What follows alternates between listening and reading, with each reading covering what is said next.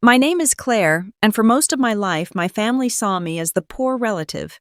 You know the type, the one with more dreams than money, who chose passion over a paycheck. But tonight, as I drove up to my family's mansion, I wasn't that girl anymore. This wasn't just a dinner, it was a homecoming. My brother Ethan thought he was being clever, laughing at me in front of everyone. He thought I was still just the little sister he could dismiss. But I'd learned a few things about business since he kicked me out. The table was set for a family dinner, but I was about to serve them a meal they'd never forget. What happens when the person they dismiss turns out to be the one holding all the cards? Come with me, and I'll show you how one night can change everything. You're coming, right? Mom will lose it if you don't. My brother Ethan's voice still echoed in my head hours later as I sat in my car outside the Hale family mansion, hands gripping the steering wheel. I was here. Tonight I was back, invited to a family dinner I never thought I'd attend again. But this time the story was different. I wasn't the failure anymore. I was the storm they didn't see coming. The Hale mansion looked exactly the same, though everything inside me had changed. The columns gleamed under soft golden light, the front yard manicured to perfection. Even the scent of the roses, Mom's precious English imports, carried that same mix of beauty and suffocation. I took a deep breath before stepping out my heels, clicking against the stone path. Every step felt like walking into my past. The memory was a ghost that still followed me. This was the same house where I'd been told more times than I could count that I'd never amount to anything. The same dining room where I'd once been humiliated in front of relatives, dismissed as the poor sister with too many dreams. The old pain was a dull ache, but it no longer controlled me. It fueled me. When I reached the heavy oak door, it opened before I could knock. It was Anna, Ethan's fiancée, perfect as always in her pearl-white dress and practiced smile. Claire, she said, lips curving just enough to seem polite. It's been forever. 5 years, I replied, matching her tone.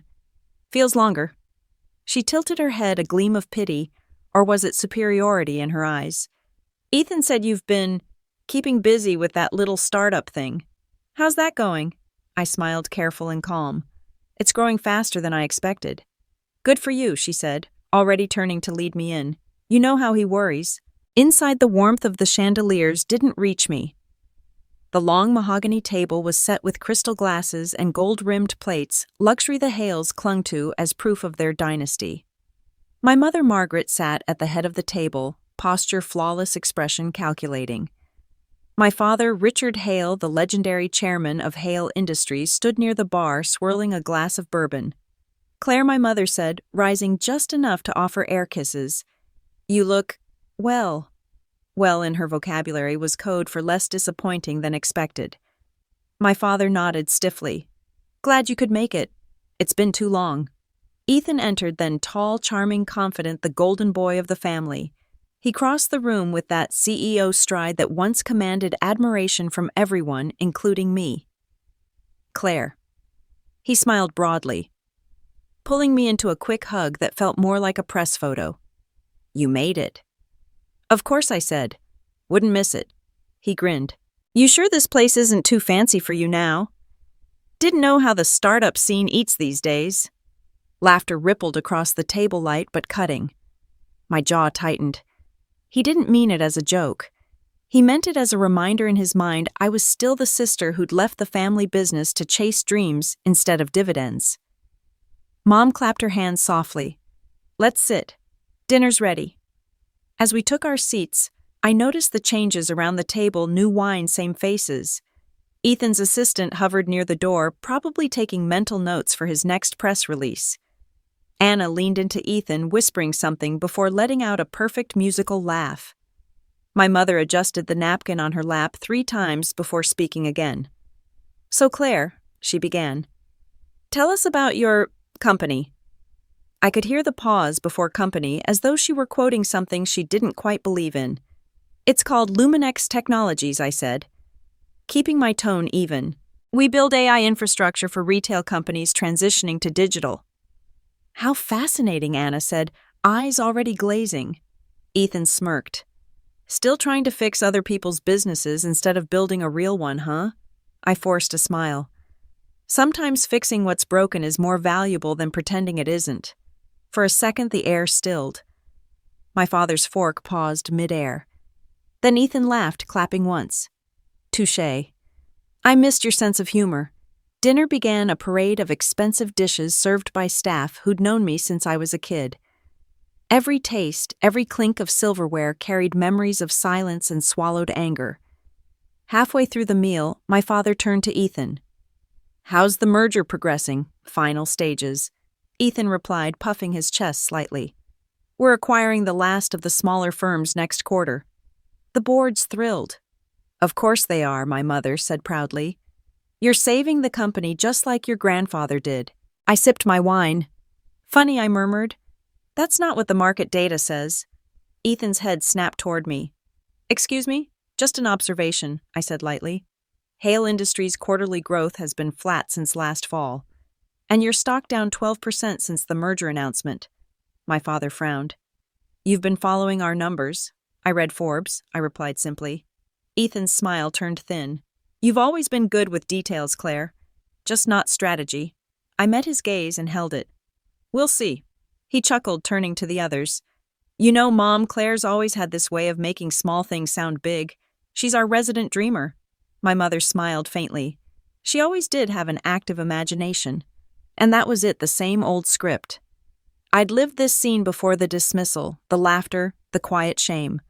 Only this time I wasn't here to defend myself. I was here to watch the pieces move exactly where I needed them to. As the servers cleared the plates, Ethan leaned back in his chair, wineglass in hand. You know what I told my fiancé the other day? He turned toward me, his grin widening. I said, every family has that one relative we all root for out of pity. Ours just happens to be Claire. The table laughed, some politely, others genuinely.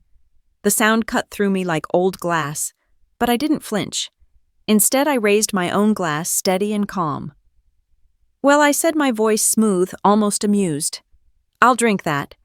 And as the wine touched my lips, I knew this dinner wasn't just a reunion. It was the setup. Tomorrow, when the papers hit the newsstands, they'd learn that the poor relative they mocked at dinner was no longer the forgotten sister. She was the woman who'd just signed the deal that would make her their new boss. Hale Industries had been our family's crown jewel for 3 generations. My grandfather built it from a small construction firm into a real estate empire that shaped half the city's skyline. My father Richard turned it into a corporate monument. And Ethan, he was supposed to be its future, the golden heir, the face of stability and strength. Me, I was the creative one, the dreamer who didn't understand how real business worked. When I was 24, I walked out of Hale Industries with nothing but a bruised heart and a promise to myself I'd never beg for a seat at that table again. The sting of fluorescent lights in the hallway and the sound of my brother's voice echoing from the conference room as I was escorted out, "It's not personal, Claire, it's business," still felt fresh. Back then, I didn't know that the best revenge doesn't come from anger. It comes from patience. I remembered the day it all began to unravel. It was a Thursday morning 5 years ago. I'd spent 3 months developing a digital expansion plan, a way for Hale Industries to modernize to use tech-driven leasing and AI data models to predict real estate trends. I'd poured every ounce of belief into it. Ethan barely glanced at the report. "This isn't a startup pitch, Claire," he'd said, flipping through the pages like they were irrelevant. "We deal with skyscrapers, not software." Dad nodded in agreement. "Real estate is about brick and mortar, not apps and algorithms. We're not turning the company into Silicon Valley nonsense." I'd tried to argue, my voice trembling but determined. "If we don't adapt, we'll fall behind. Competitors like DeLuca Holdings are already implementing predictive leasing platforms." Ethan cut me off with a laugh. "DeLuca's a clown. His company's going to implode in 2 years. Trust me, little sister, some of us actually studied economics." By the end of that week, my proposal had been buried in a drawer, and I was reassigned to special projects, a polite way of saying they wanted me out of sight. 6 months later, my position was restructured. Ethan called me into his office, shut the door, and delivered the news himself. "It's better this way," he said. "You'll find your own thing. You're not built for this kind of environment." I still remembered the way he said built like I was defective. I packed my things, trying not to let them see how much it hurt. The only thing that kept me upright was the thought that someday they'd realize what they'd thrown away. For a while, I struggled. I took consulting gigs, small tech projects no one cared about. I worked with startups that failed within months.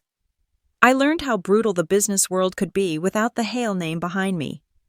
But failure has a way of burning you clean. It strips away ego until all that's left is grit. One of those startups changed everything. Luminex. Back then, it was a 3-person team working out of a basement with bad Wi-Fi and better ideas. They needed funding structure and strategy, things I'd learned watching my family empire eat itself alive. Within a year, we'd landed a deal with a major logistics firm. Within 2, we'd gone global. By the 3rd year, I was CEO. Luminex became exactly what Hale Industries refused to be: smart, adaptive, unshakable. And while Ethan was making headlines about mergers and vanity skyscrapers, I was building something invisible and unstoppable beneath him, a digital network that quietly connected every asset, every vendor, every potential buyer in the region. Last spring, when Hale Industries' debt began creeping up and the board grew restless, Luminex moved quietly. We bought shares through subsidiaries. I made sure no one could trace them back to me. My lawyers called it strategic accumulation. I called it poetic justice. Now, sitting at that dinner table watching Ethan boast about his next revolutionary expansion, I couldn't help but think about that night in his office when he told me I didn't belong. I remembered the sting, the humiliation. But mostly I remembered the spark, that defiant whisper that said, "You'll show them." "Claire," my father's voice pulled me back to the present. "You seem distracted." I smiled faintly. "Just thinking about how far we've come." Ethan chuckled. Pretty sure I'm the one keeping this family's legacy alive." "Of course," I said. "You've done an excellent job." Mom nodded approvingly, oblivious to the irony bleeding from my tone. "He really has," she said. "We're all proud of the man he's become." "And I'm proud too," I said softly. "Proud of what our name will stand for next." Ethan raised an eyebrow. "What's that supposed to mean?" I leaned back, the faintest smile on my lips. "You'll see." Outside the window, city lights shimmered against the dark skyline, those towers our family once ruled.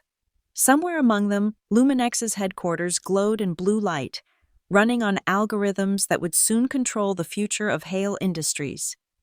As the dinner continued, I nodded when expected, smiled when polite, and memorized the expressions of every person at that table. None of them had any idea that the world beneath their empire was shifting, that their poor sister had built something big enough to swallow everything they'd ever known. The night was still young. The wine flowed, the laughter grew louder, and I sat quietly listening, waiting. Because revenge, when done right, doesn't come with shouting. It comes with silence.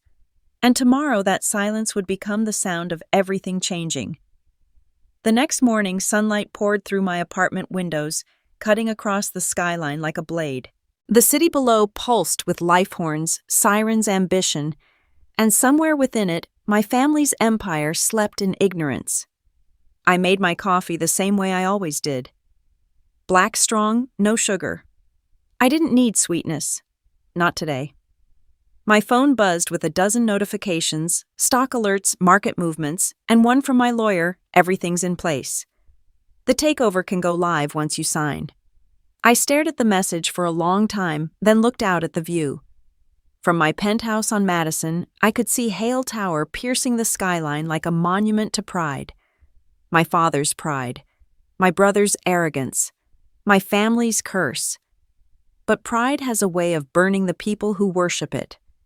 I still remember the night that fire started Thanksgiving 5 years ago. The dinner that changed everything. That night, I brought home a proposal for the board, a strategic partnership with an emerging green developer called Echelon Urban. It was a chance to innovate, to move Hale Industries into the future. But Ethan and my father dismissed it without a second thought, mocking my enthusiasm and my bright imagination.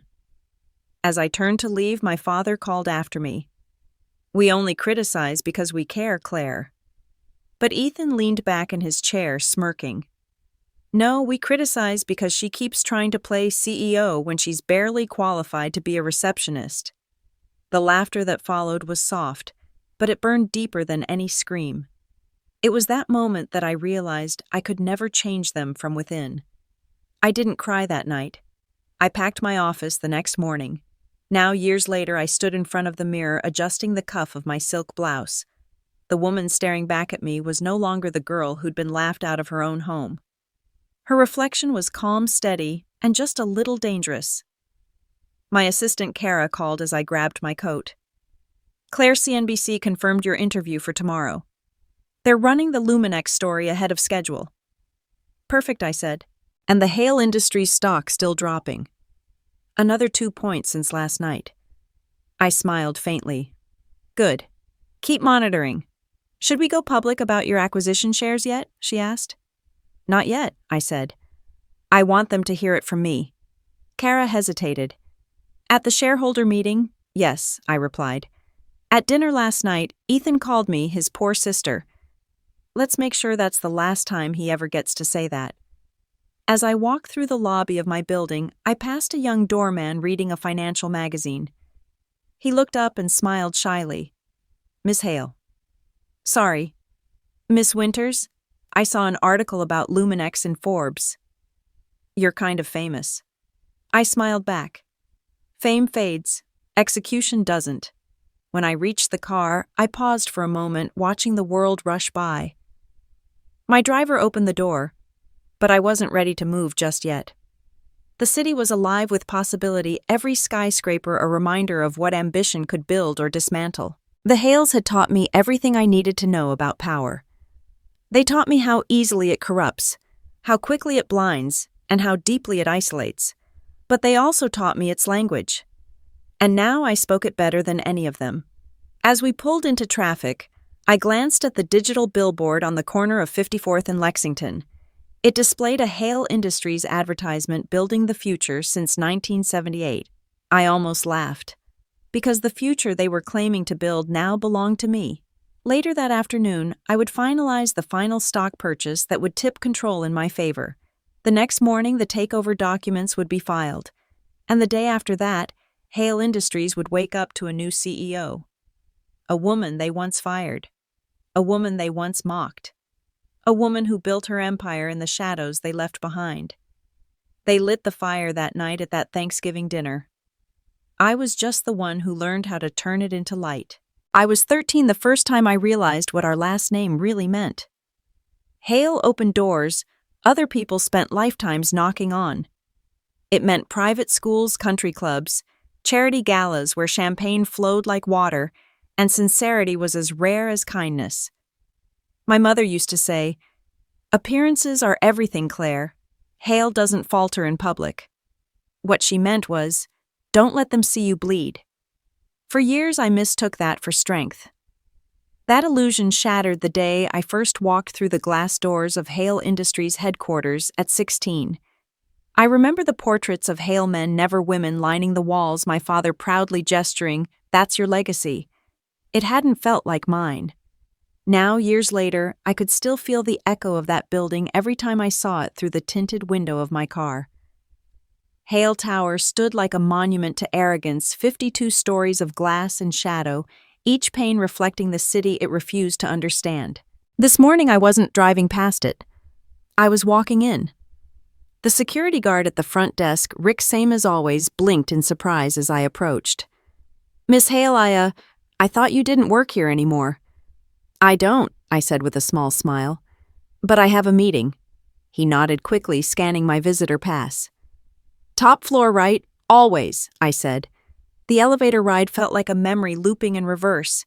Each ding of the floor counter pulled me closer to the person I had once been, the one who believed her family would see her worth if she just worked hard enough. I could almost hear the sound of my heels echoing in those old hallways, the way Ethan used to tease me for walking too fast. When the doors opened, the air hit colder than I remembered. The receptionist, new probably temporary, looked up. "Can I help you?" I'm here to see Mr. Hale, I said. She frowned. Do you have an appointment? I met her gaze evenly. Not exactly, but he'll want to see me. Before she could argue, the double glass doors to the boardroom swung open. And there he was. Ethan Hale, CEO of Hale Industries. My brother. My rival. Claire, he said, a surprise flickering across his face before he composed himself. This is unexpected. I was in the area, I replied coolly. Thought I'd stop by. You don't mind, do you?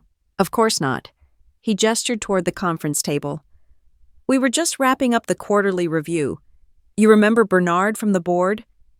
The older man nodded politely. It's been a long time, Miss Hale. It has, I said, smiling. I hope the company's treating you better than it treated me. Bernard's eyebrows twitched, uncertain whether to laugh. Ethan cleared his throat.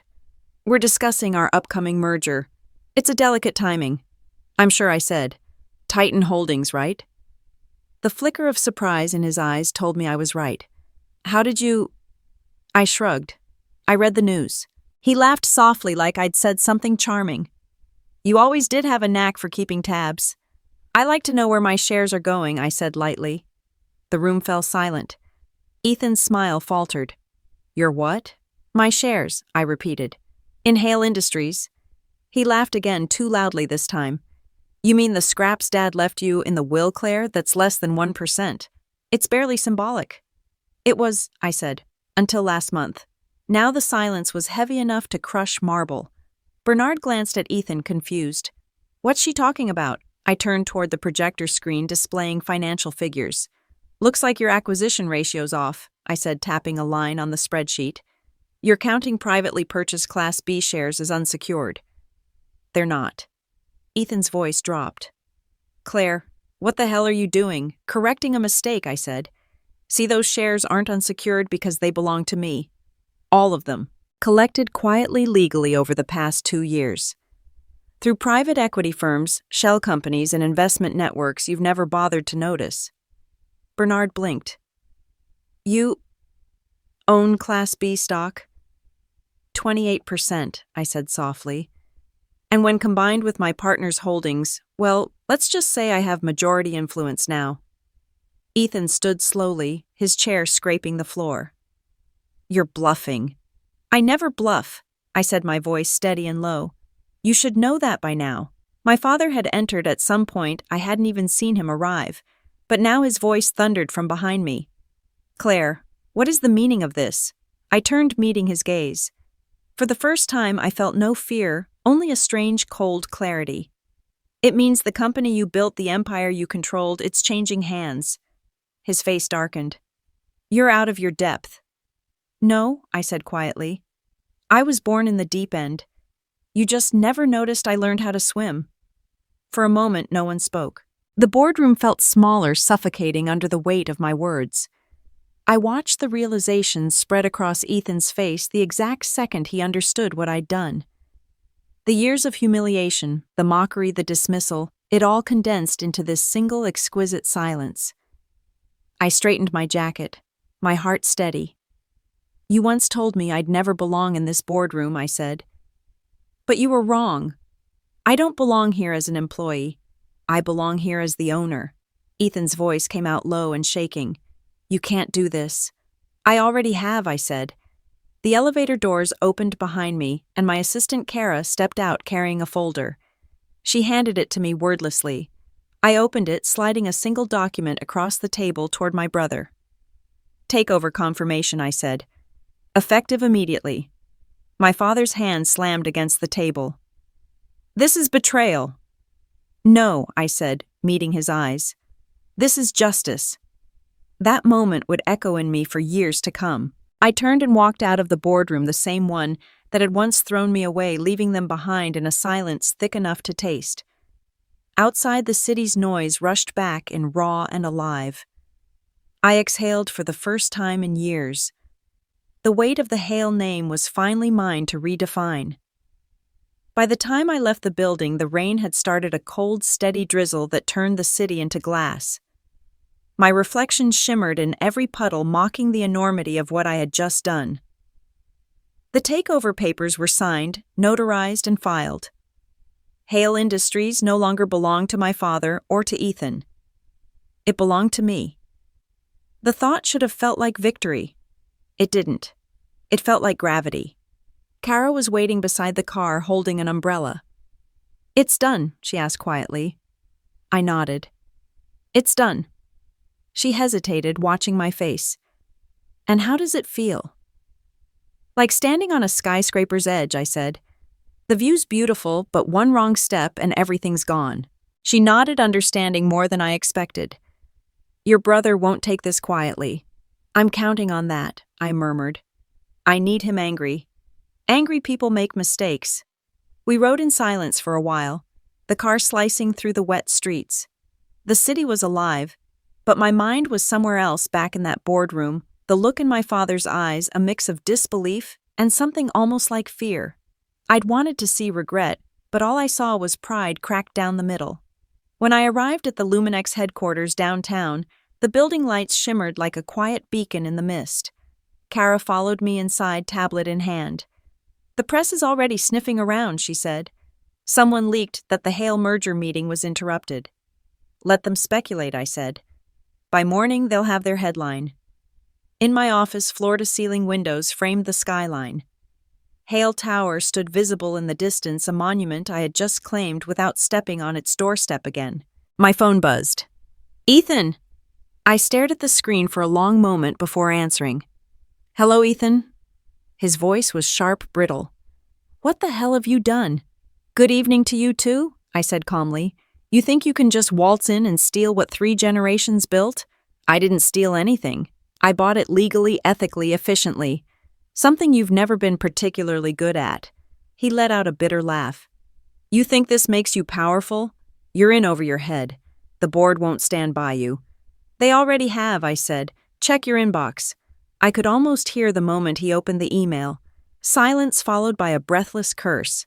"You orchestrated this." "I executed it," I corrected him. "There's a difference." "You won't last a week," he snapped. "You don't know what it takes to run a company of this size." "I know more than you think," I said. "And I have something you never did." "Oh, enlighten me." I smiled to myself. "Vision." The line went dead. For a moment I stood there, staring at my reflection in the glass, the calm face of a woman who'd spent years being underestimated, the woman who had just turned her family's empire into her own. But beneath the triumph, a flicker of unease lingered. Because I knew power didn't erase pain, it only gave it a new address. Kara reappeared in the doorway. "You should eat something," she said softly. "I'm fine." She hesitated. "There's a message from your mother." I froze. "Read it." She says, "You've embarrassed your father. Whatever you think you've won, you'll regret it." I let out a breath somewhere between a sigh and a laugh. Of course she did. Kara shifted uneasily. "What are you going to do about it?" "Nothing," I said. "You can't fight ghosts with logic." That night I stayed in the office long after everyone else left. The city outside glowed like circuitry pulsing with rain and electricity. I spread the financial statements across my desk, scanning them line by line. The numbers told a story Ethan never wanted to see. Hale Industries was drowning. Over-leveraged loans, empty office towers, projects stalled mid-construction. His precious empire had been a glass castle waiting for a crack, and I had given it one. By 2 a.m, I leaned back in my chair, exhaustion tugging at the edges of my mind. My phone lit up again, this time an email from an unknown address. The subject line read, "You don't know what you've started." The body of the message was blank except for a single attachment, an internal memo from Titan Holdings, the company Ethan had been courting for a merger. The memo detailed something far worse than bad accounting. It was evidence of insider trading, massive, orchestrated, and signed off by someone inside Hale Industries. Ethan.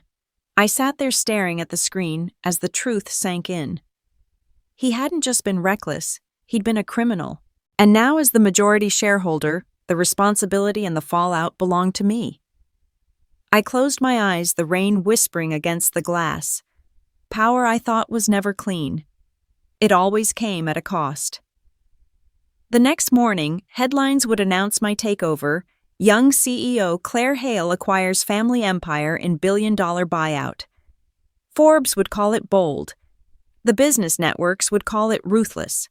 But they wouldn't see the part that mattered, the part where I sat alone in my glass office holding proof that my brother had doomed everything long before I ever took it back. And as the city began to wake, I finally understood what my father had meant when he said, "A Hale doesn't falter in public." Because faltering wasn't an option anymore. Not for me. Not for what came next. For 3 days, the city wouldn't shut up about me. My name filled the news cycle like wildfire. The Hale empire changes hands. Family dynasty shaken by internal takeover. Sister outplays brother in billion-dollar reversal. People called it victory. They had no idea it was survival. I didn't leave my apartment for 72 hours. My phone wouldn't stop ringing, lawyers, reporters, hedge fund managers suddenly eager to congratulate me. I silenced every call except Kara's. On the third morning, she let herself in with her spare key holding 2 coffees. "You look like you haven't slept," she said, setting one on the table. "I haven't," I admitted. "Every time I close my eyes, I see his face." "Ethan," I nodded. He looked, not defeated, just cornered. "I've seen that look before." She sank onto the couch beside me. "He's been quiet. Too quiet. No press appearances, no statements, not even a leak. It's not like him." "That's exactly why I'm worried," I said. The TV murmured softly in the background, a business anchor dissecting my remarkable strategic foresight. I muted it. "Turn it off. I don't want to hear another word about foresight." Kara studied me carefully. "You won, Claire." I laughed quietly. Winning and surviving aren't the same thing. That afternoon, I forced myself back into the world. The air outside felt different, crisper, heavier somehow. As I walked through the glass doors of Luminex headquarters, a small crowd of journalists gathered across the street, cameras clicking. One of them shouted, "Miss Hale, was this revenge?" I paused just long enough to answer. "No," I said. "It was overdue." Inside, the mood was electric. My staff stood taller, prouder, as if my victory somehow belonged to them too. But beneath their congratulations, I saw something else in their eyes, fear. Fear that power changes people. In the elevator, I caught my reflection. My face looked the same, but my eyes didn't. They'd hardened. Kara met me upstairs with updates. "We've stabilized the Hale stock," she said.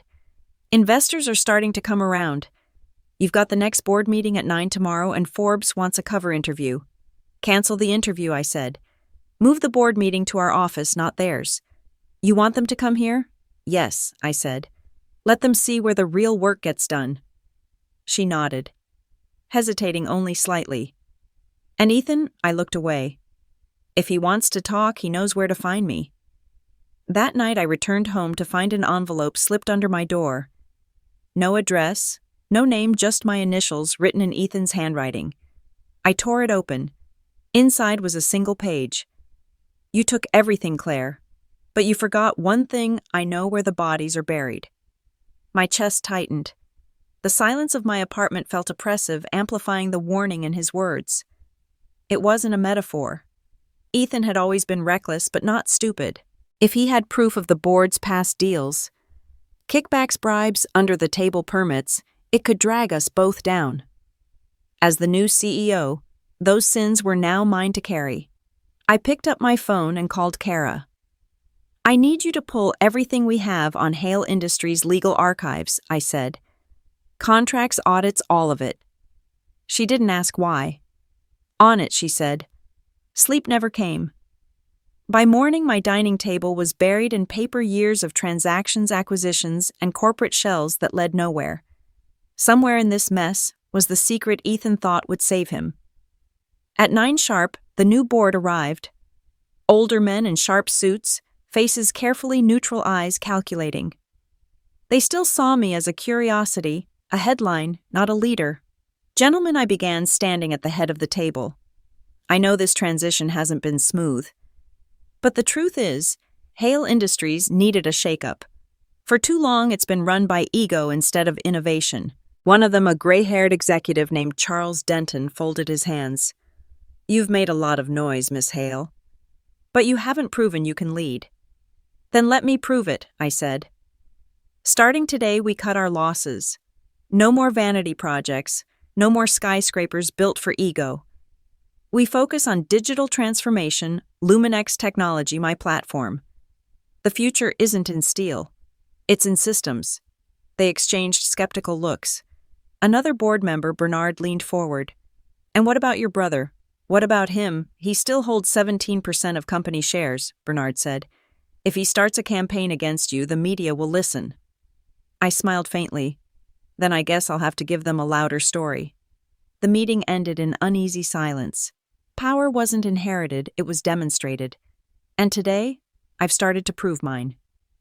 When the last board member left, Kara entered with a folder.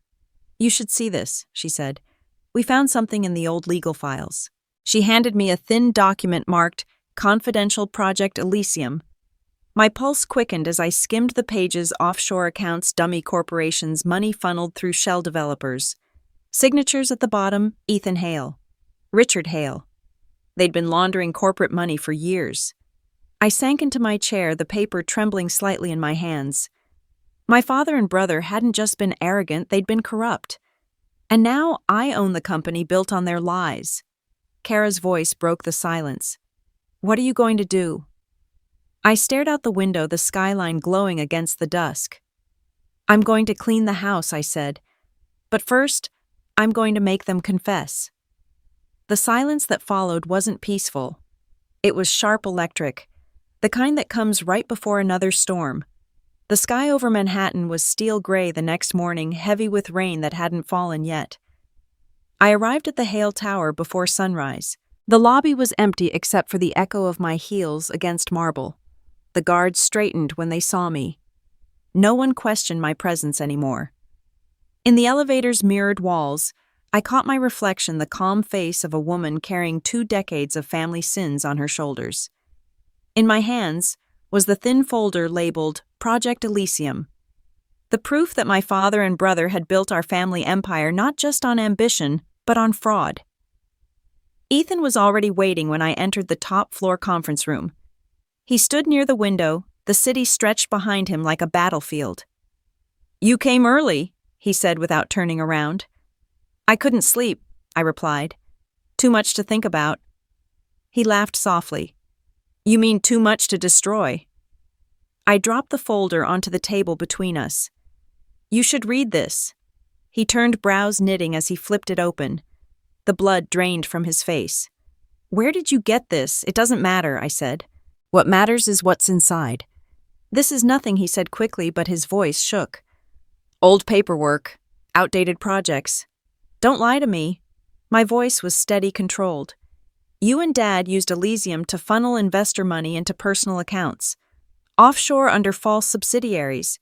You built fake development projects, wrote off the losses, and pocketed the rest." He slammed the folder shut. "You don't understand how this business works." "No," I said quietly. "You don't understand what integrity means." He turned away, running a hand through his hair. "Dad handled those deals. I just signed what he told me to. You think you can waltz in and judge everything without knowing the history, without knowing what it took to keep this company alive." Alive, I stepped closer. "You mean hollow. You sold the soul of this company to keep your name on magazine covers." Ethan faced me, then eyes sharp and tired. "You think you're different. You think because you built some startup, you're clean. You used our family connections, our name to get your funding. Don't pretend you're better than us. I built Luminex from nothing," I said. "Every contract, every investor, every deal, I earned them without your name attached. You can't say the same." He laughed bitterly. "You always wanted to play saint. But you're not Claire. You're just like the rest of us, hungry." I held his gaze. "Hungry for justice, maybe." "Justice?" He shook his head. "There's no justice in business. Only leverage." He started to walk toward the door, but I blocked his path. "You're not leaving. Move." "No." I slid another document from the folder, A copy of a wire transfer to a numbered account in the Cayman Islands. His signature gleamed at the bottom. If I hand this to the authorities, you lose everything. Your money, your name, your freedom. His face went still. You wouldn't. I looked straight into his eyes. You don't know me anymore. For a long moment, neither of us moved. The rain finally began to fall outside, streaking down the glass like melted silver. Ethan's voice broke first. You think this will fix anything? You destroy me. You destroy Dad too. You ruin the family legacy. The legacy ruined itself, I said. He laughed once, a hollow sound. You think you're some hero cleaning up the mess. But what happens when people find out the new CEO is the daughter of a criminal? You'll be ruined along with us. I didn't flinch. Then maybe it's time the truth ruins everything. He sank into a chair, running both hands over his face. For the first time, I saw something real in him. Not arrogance, not anger, but exhaustion. You have no idea what Dad was dealing with, he murmured. The company was collapsing. Investors were pulling out. He did what he had to do. And you helped, I said softly. He looked up, eyes wet but defiant. I helped him survive. No, I said. You helped him hide. The rain grew heavier, drumming against the windows. For a moment, it was the only sound between us. Finally, he whispered, What do you want from me? The truth, I said. Not a press statement, not another cover-up. I want you to tell the world what you and Dad did. You can frame it as transparency, as reform, but it has to be you. Not me. He stared at me, disbelief flickering across his face. You want me to confess? Yes, I said. Publicly. The shareholders' meeting is in 2 days. You stand on that stage and you tell them everything. You take responsibility. And if I don't, then I send this to the Department of Justice. He closed his eyes, the weight of the choice pressing down. You're asking me to commit career suicide. I'm asking you to save what's left of our family's honor, I said. And maybe your soul. When he finally looked at me again, his eyes were hollow. You always were the better one, he said quietly, even when I hated you for it. I didn't need to be better, I said. I just needed to stop being like you. He stood gathering the folder slowly. 2 days, he said. Then we'll see what kind of legacy we really have. After he left, I stood alone by the window, watching the rain blur the city into streaks of silver and gray. Somewhere in that storm, the past was finally beginning to wash away, but the future waiting underneath was darker than I'd ever imagined. The truth was coming, and once it did, none of us would be the same. The next 48 hours stretched like a wire pulled too tight. I barely slept, barely ate. Every decision, every word I rehearsed in my mind, not for me, but for Ethan. For the confession that would either cleanse our family name or destroy it entirely. From my office, I watched the city move in its usual rhythm. People chasing meetings, screens flashing numbers, lives, rising and falling by the minute. It amazed me how the world kept spinning, oblivious that the Hale Empire, the one that had stood for nearly 70 years, was 2 days away from imploding under the weight of its own deceit. Kara entered without knocking, a habit she'd picked up since the takeover. The board's getting restless, she said, dropping a file on my desk. Half of them are threatening to resign unless they get clarity on Ethan's status. They'll have their clarity soon, I said, my voice flatter than I intended. She hesitated. And if he doesn't go through with it, I met her eyes. He will. She studied me for a moment. You sound sure. I know my brother, I said. He'll do the right thing if only to save himself. After she left, I leaned back and stared at the ceiling. The silence of the room pressed against me like a weight. For years I'd dreamed of taking back what was mine, of proving them wrong. But now that I had victory, felt like ash in my mouth. My phone buzzed with a message. Ethan, we need to talk. Alone. Tonight, I typed back. Where his reply came seconds later. Dad's old house. Midnight. The Hale estate in Greenwich hadn't been lived in for years, not since my mother downsized to her penthouse after Dad's first heart attack. The idea of meeting Ethan there sent a shiver through me. That house held too many ghosts. By the time I arrived, the driveway lights were still working, soft yellow orbs glowing against the rain. The air smelled of wet pine and decay. I stepped through the front door, the familiar creak echoing through the empty halls. Memories came flooding back, the sound of my laughter as a little girl running on the stairs, my father's voice shouting at Ethan in the study, and the cold silence of dinners I no longer felt a part of. The house wasn't a place. It was a trap. It was built to keep us tangled in a legacy we never truly chose. Ethan was in the study, sitting behind Dad's old desk, a glass of whiskey untouched beside him. He looked older than I remembered, tired, frayed at the edges, the arrogance finally eroding. "You came," he said quietly. "You asked." He gestured to the chair across from him. "Sit." I didn't. "Say what you need to say." He sighed, rubbing his temples. "I've been going through everything, old files, accounts, board communications. You were right. It's worse than even I knew." "I know," I said. "That's why it has to end." He looked up at me, eyes bloodshot. "Do you have any idea what Dad was covering for, what he owed?" "I don't care," I said. "Excuses don't absolve crimes." "This isn't about excuses," he snapped. "This is about survival. If I confess, if I tell the board what we did, they'll tear us apart. The DOJ will come for both of us, Claire. You think they'll stop distinguishing who did what? You own the company now. Legally, every past liability is yours." "I've already consulted counsel," I said. "If you confess and cooperate, the blame stays on the old regime. We can rebuild." He gave a humorless laugh. "Rebuild what? A reputation soaked in corruption," maybe I said softly. "Or maybe we start something new, something honest." He shook his head. "You sound just like Mom used to. Idealistic, naive." I stepped closer, lowering my voice. "No, Ethan. I sound free. You should try it sometime." The storm outside deepened, thunder rolling through the walls like distant artillery. He stood suddenly pacing. "You think confession brings peace? It doesn't. It just invites more wolves." "Then let them come," I said. "I'm done living afraid of shadows." He turned sharply, eyes flashing. "You don't understand what Dad was protecting. He wasn't just hiding money, he was hiding deals. People, Claire. Dangerous people. Developers tied to foreign interests. If those names come out, this doesn't end with bad press. It ends with bullets." My breath caught. "You're lying."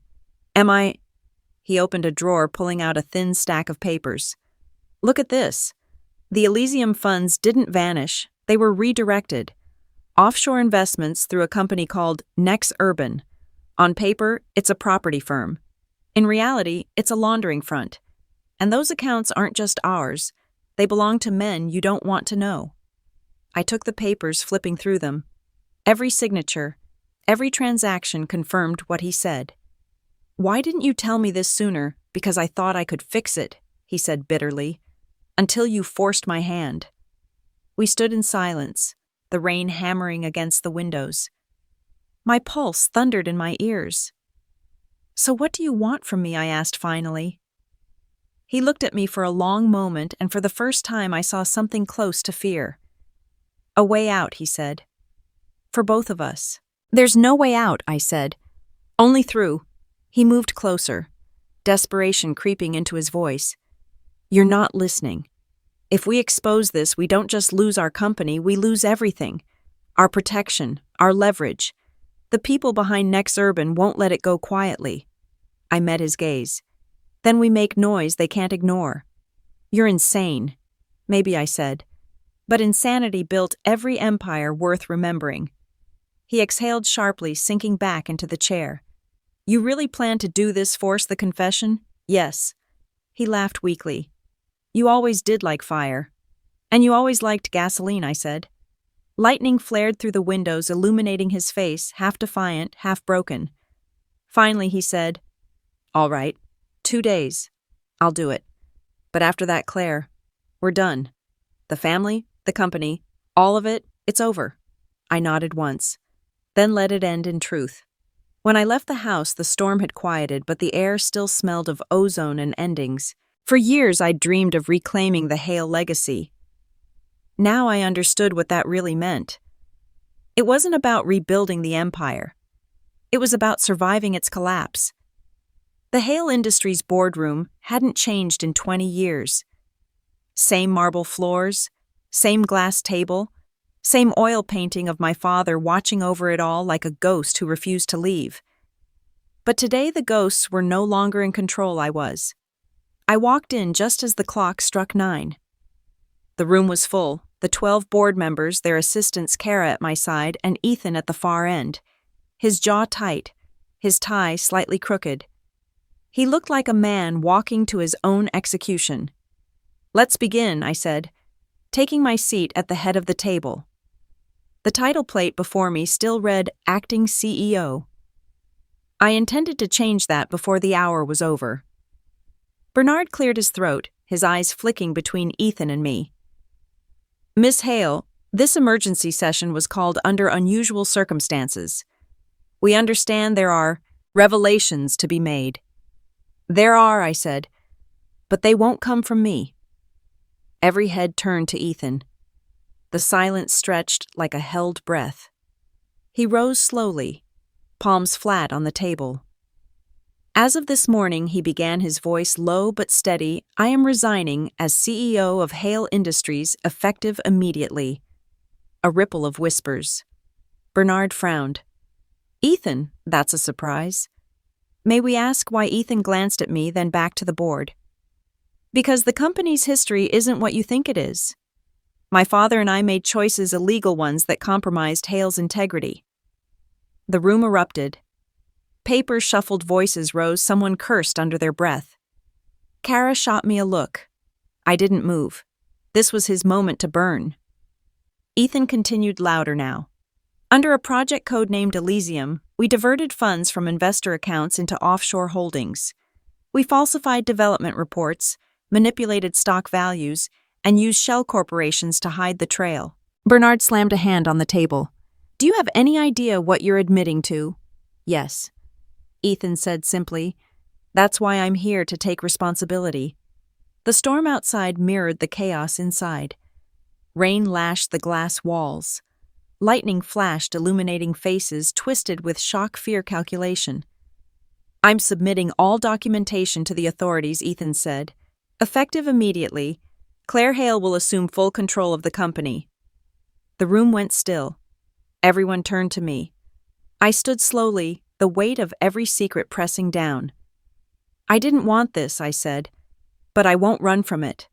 I will rebuild what was broken, and I will do it transparently."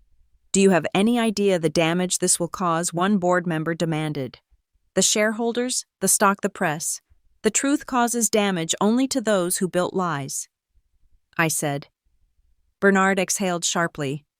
"Miss Hale, the board will need assurances that this company can survive such a confession." I nodded to Kara, who pressed a button on her tablet. The screen behind me flickered to life, graphs, projections, new contracts, digital strategies from Luminex. "You're looking at the future of Hale Industries," I said. "A merger of innovation and integrity. We've already begun talks with major partners. The buyout funds are secure. If we move fast, we can turn this confession into evolution." The boardroom murmured again, this time differently. Hope mixed with fear. Money always found a way to make morality palatable. As the meeting continued, I caught Ethan's eye. He wasn't looking at me with hatred anymore, just resignation. The war between us had ended not with victory, but with exhaustion. When it was over, Bernard stood. "By unanimous vote, we accept Ethan Hale's resignation and appoint Claire Hale as Chief Executive Officer of Hale Industries." The words landed like thunder. Applause followed, hesitant, polite, uncertain. But I barely heard it. My eyes were on my brother. He walked over, extending his hand. For a second, neither of us moved. Then I took it. His grip was firm but trembling. "You win," he said softly. "This wasn't a game," I replied. He nodded once, then turned and left the room. The door closed behind him, and the sound felt final, like the end of an era. Kara touched my arm gently. "You did it." I looked out the rain-streaked window, the city below glowing with life chaos and consequence. "No," I said. "We just survived it." In the reflection of the glass, I saw my father's portrait behind me, dimly lit by the storm. For the first time, it didn't intimidate me. It haunted me. And yet somewhere deep inside, I knew this was only the beginning. The fallout came faster than even I had anticipated. Within 24 hours of Ethan's public resignation, the story broke across every major outlet. Forbes, the Wall Street Journal. Even the evening news carried the same headline: Hale Industries confesses to decades of fraud. New CEO promises reform. The photograph they chose for the cover said everything: me standing outside Hale Tower. My face calm but unreadable, the caption beneath reading: the woman who burned her empire to save it. By noon, my inbox was a battlefield. Investors demanded answers, employees demanded reassurance, and government investigators demanded records. I didn't leave the office for 2 days. I slept on the couch in my glass-walled corner suite, my dreams filled with echoes of the past, my father's voice lecturing about power, Ethan's laughter at my expense, the memory of sitting in this same building years ago as the family disappointment. Now I was the face of redemption, and it terrified me. On the third morning, Kara walked in holding 2 coffees and a stack of legal documents. "The DOJ wants an official statement," she said.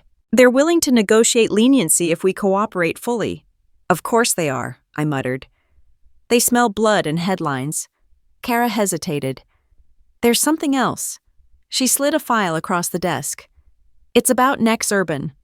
I opened it, my chest tightening as I scanned the contents: offshore transactions, private transfers, and a list of investors I recognized. Names tied to global development firms, one of them flagged for government sanctions. "How deep does this go?" I asked quietly. "Deep enough," Kara said. "If we expose this, it's not just your family's legacy on the line. These people have power, real power. You go public and you might not walk away clean." I leaned back, staring at the rain streaking the glass. "If I hide it, I'm no better than they were." She said nothing. The silence between us carried the weight of unspoken fear. Later that afternoon, a familiar number appeared on my phone. "Ethan." I let it ring twice before answering. "You've made quite the spectacle," he said, his tone brittle but controlled. "I told the truth," I replied. "Don't be naive, Claire. The truth isn't free. You've painted a target on your back and mine. You're the one who confessed." "Because you cornered me," he snapped. "You don't understand the kind of men tied to Elysium. You think this ends with press releases and stock drops." I didn't answer. He exhaled sharply. "You should step down.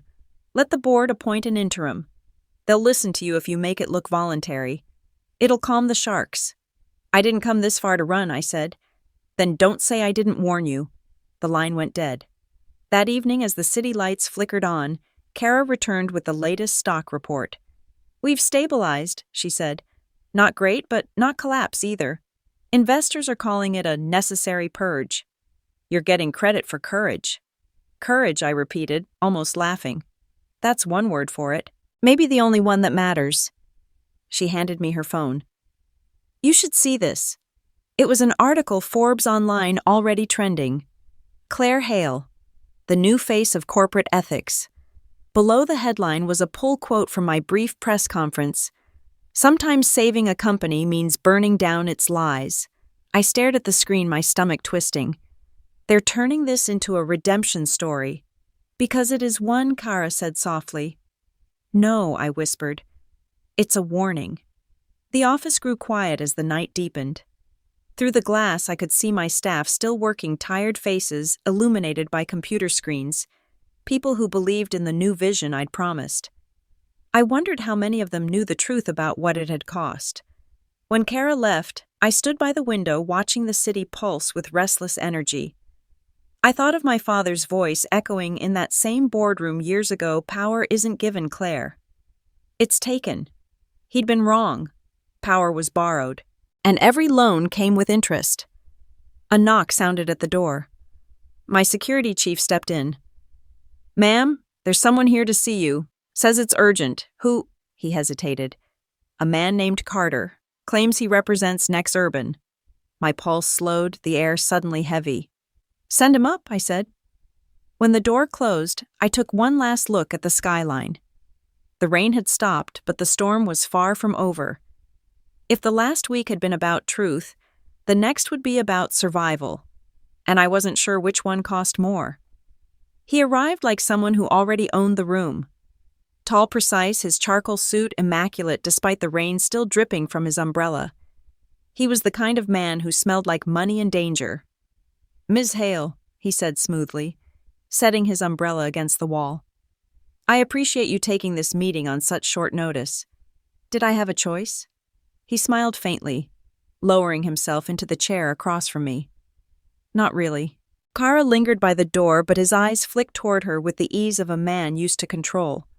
Private, please. I nodded. It's fine, Kara. She gave me a hesitant look before slipping out, closing the door quietly behind her. The man leaned forward, resting his hands lightly on my desk. My name is Carter. I know who you are. Next Urban. You've been laundering money through shell companies tied to my family for over a decade. Harsh word, laundering, he said calmly. We prefer financial redirection.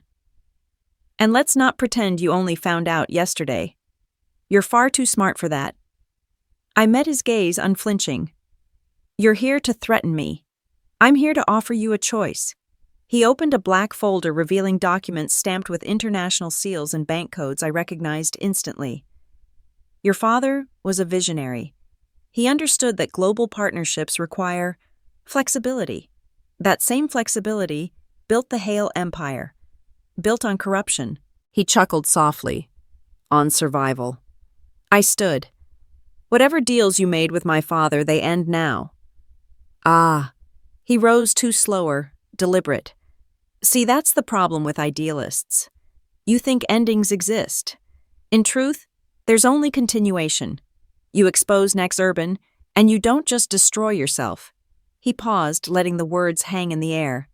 You destabilize $500 million in international development projects. Are you threatening the company? He tilted his head. Not the company. You. For the first time, the air between us felt alive with danger. He took a step closer. If anything happens to me, there are people who know everything. Files, recordings, contingencies, he said with a smile. You really have learned. He walked to the window, staring out at the city. Your brother understood balance. He knew when to keep quiet. You mistake morality for power. Morality is power, I said. No, he said softly. Morality is leverage, and leverage is only useful until someone takes it away. He closed his folder and slid a single page toward me. Sign this, a confidentiality agreement. You hand over all records of Project Elysium, and in return, Next Urban withdraws its holdings quietly. No press, no lawsuits, no threats. You get your clean slate, and we vanish. And if I refuse? He smiled again. Then I'll make sure your clean slate is painted red. I picked up the document, scanning the clauses. Every word reeked of corporate poison. I'll think about it. Do think quickly. Deadlines are something of a theme in your family. When he left the room, felt colder. The scent of his cologne lingered sharp and sterile. Kara slipped back in. What did he say? I dropped the folder on my desk. He gave me a deal. Her eyes widened. Are you going to take it? No, I said. I'm going to bury him with it. She looked at me for a long moment. That's going to make enemies. It already have. I turned to the window. Get me everything we have on Next Urban. Every contract, every offshore entity. We're going public. You know what that means? Yes, I said. It means this family's redemption starts with a war. The storm outside thundered again. And for the first time, I didn't flinch. The night before the press conference, I didn't go home. I stayed in my office staring at the skyline, tracing every window of Hale Tower, the monument to my father's ambition and my brother's downfall. Somewhere behind those walls, the ghosts of our names still whispered. By morning, the city was already awake with rumors. News vans lined the plaza outside Luminex headquarters. Cameras waited like vultures for blood. Kara stood beside me as I adjusted my blazer, her eyes sharp but anxious. "You can still back out," she said quietly. "Release a statement instead. Keep the focus on reform, not exposure." I looked at her. "Backing out is what got us here." She nodded once. "Then let's end it properly." When we stepped into the lobby, the air was electric. Dozens of reporters shouted questions, microphones pushed forward, flashes going off like lightning. I didn't flinch. I just walked to the podium, my heels echoing against the marble floor. "Thank you for being here," I began, my voice steady through the chaos.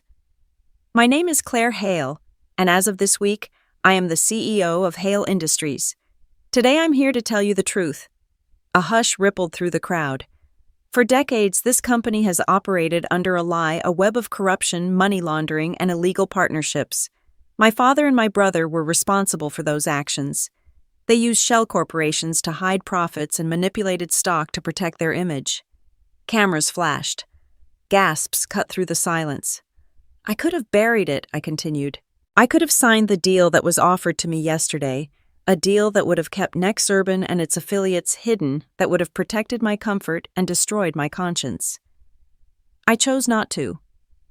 I felt Kara's eyes on me from the wings of the room. The weight of what I was doing pressed like gravity, but I stood taller. "I've submitted every record to the Department of Justice. We will cooperate fully with all investigations. Hale Industries will not hide behind legacy any longer. We will build something new. Something honest." Reporters erupted with questions about Nexurban, about Ethan, about me. I raised a hand, silencing them. "This is not a story of destruction," I said. "It's a story of redemption. Not for my family name, but for everyone who ever believed truth was weakness. It isn't. It's the foundation of strength." I stepped back, the noise swelling again. Kara appeared at my side, her expression unreadable. "You just declared war," she whispered. "I know," I said. "Now let's win it." Outside, the storm had finally broken into sunlight. I walked through the crowd, feeling the shift in the air, fear, curiosity, respect. Every camera turned as I passed. By noon, the markets reacted. Hale's stock plummeted, then plateaued, then began to climb again. Investors weren't loyal to morality, they were loyal to momentum. But that didn't matter. What mattered was that for once the company's books reflected reality. That evening, I met Ethan in the only place left where we could talk without pretense, the rooftop of our father's old skyscraper. The wind carried the faint hum of traffic, the city glowing like embers below us. "You did it," he said softly, hands in his pockets. "You burned it all down." I looked at him. "No, I lit the truth. Whatever burns isn't worth saving." He smiled faintly. "You talk like Dad when he still believes in something." "Maybe he would have believed in me too," I said. He didn't answer. For a long moment we stood in silence, two broken pieces of a name too heavy to carry. Finally he said, "They'll come after you. I know. You'll lose friends. Already have. You'll be alone." I turned to him. "Not entirely." He nodded once, a quiet surrender. "You're stronger than I ever was." "No," I said. "Just less afraid." When I left him, the city below shimmered like a promise. A week later, Forbes ran another headline: "Claire Hale's reckoning from heir to CEO, from cover-up to comeback." The photo showed me not in a boardroom, but walking through the construction site of the new Luminex campus, a symbol of what was coming next. Rebuilding, reforming, healing. In the weeks that followed, I launched the Hale Foundation, a nonprofit dedicated to funding women-led startups and corporate ethics initiatives. The irony wasn't lost on me. The same empire that had once corrupted everything it touched would now find truth. On the day of its launch, I stood before my staff, the new generation of Hale Industries. "Power isn't about control," I told them. "It's about accountability. If you can face the truth, you can survive anything." Applause rose like thunder. Later, when the lights dimmed and the building emptied, I found myself alone again, my reflection cast against the glass, the city alive beyond it. This was the peace my father never found, the justice my brother never sought, and the redemption I didn't know I was capable of. I took a breath, letting the silence settle. Then I smiled. If you've ever had to rebuild your life from the ashes of someone else's mistakes, I whispered, tell me your story. Because sometimes the truest revenge isn't winning, it's becoming whole. The lights of the city flickered back at me like applause, and for the first time I felt free.